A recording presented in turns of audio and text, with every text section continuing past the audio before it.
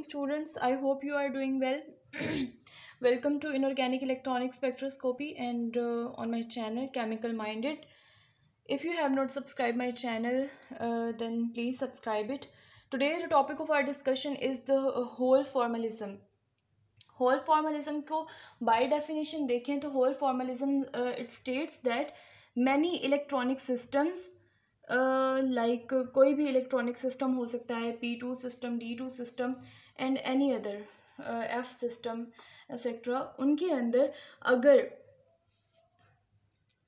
एक सिस्टम कोई से दो सिस्टम्स को कंसीडर करें, उनके अंदर नंबर ऑफ अनपेयर्ड इलेक्ट्रॉन्स और दूसरे सिस्टम के अंदर अगर नंबर ऑफ होल्स उनका नंबर बराबर हो तो वो होल फॉर्मलिज्म कहलाता है। और उसके अंदर एक और भी चीज़ इंक्लूड होती है, वो क्या होती है कि अगर वो दोनों सिस्टम्स जिनके अंदर अनपेयर्ड इलेक्ट्रॉन्स और होल्स उन दोनों का नंबर सिमिलर है तो उनका स्पेक्ट्रा भी सिमिलर आएगा। So whole formalism is actually a phenomena जिसके अंदर आपके पास कोई से भी दो सिस्टम हो सकते हैं। फॉर एग्ज़ाम्पल हम एग्ज़ाम्पल की बात करें तो हम P2 सिस्टम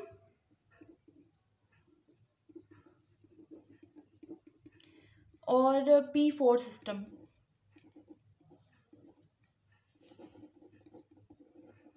इन दोनों की बात करें तो हम देखते हैं कि P2 सिस्टम के अंदर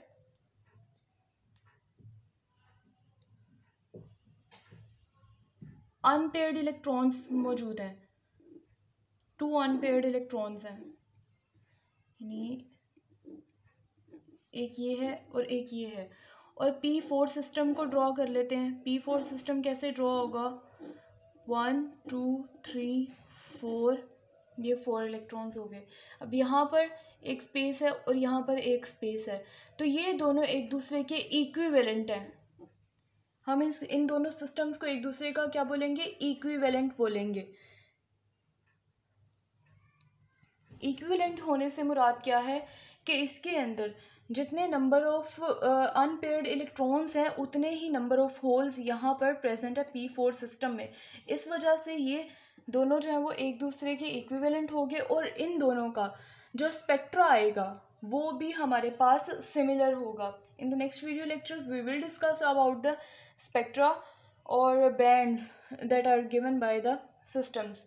And if we consider the example of P1 system and P5 system, both of these systems are equivalent to each other. How? P1 system को draw करेंगे तो ये P1 system है हमारे पास, और P5 system को draw करेंगे तो नंबर ऑफ अनपेयर्ड इलेक्ट्रॉन यहाँ पर जितने मौजूद हैं उतने होल्स P5 सिस्टम के अंदर होंगे।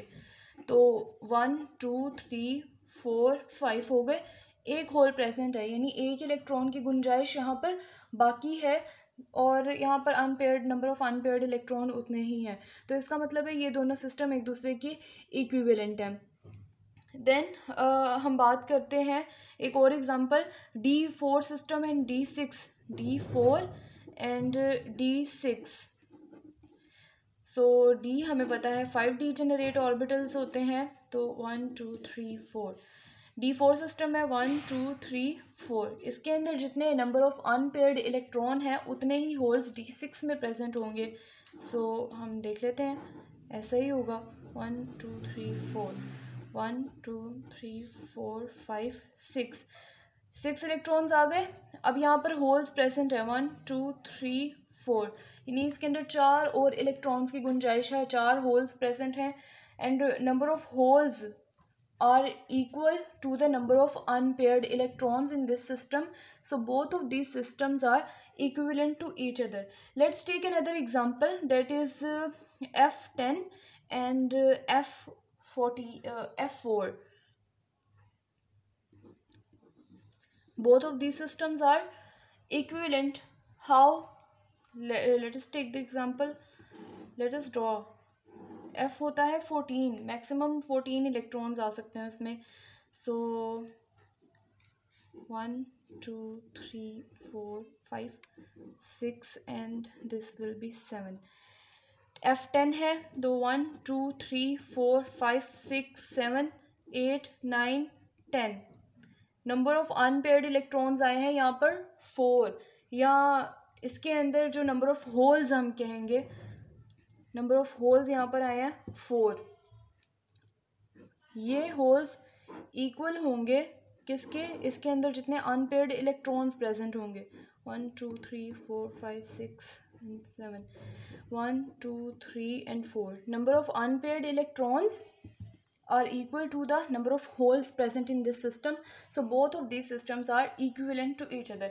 Hole formalism का मतलब असल में मकसद ये है कि हम सिस्टम्स को इक्विवेलेंट कंसीडर करते हैं और फिर हमारे पास अगर एक सिस्टम का स्पेक्ट्रा आ जाता है तो हम फिर उसकी अगर कैलकुलेशंस कर लेते हैं, हम उसको रिलेट कर देते हैं कि अगर दूसरा जो हमारा कंपाउंड या सैम्पल है वो भी उसके अंदर F4 सिस्टम वो बन रहा है हमारे पास, तो हमें उसका अलग से स्पेक्ट्रा लेने की ज़रूरत नहीं है, जो F10 का होगा वही उसका होगा F4 का.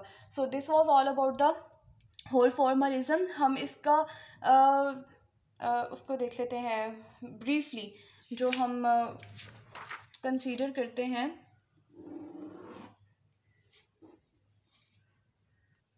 So here we can have the example where Pn is equivalent to the P6 minus n into the case of P, and D के केस में Dn that is equivalent to D10 minus n, and in the case of Fn it is equivalent to F14 minus n.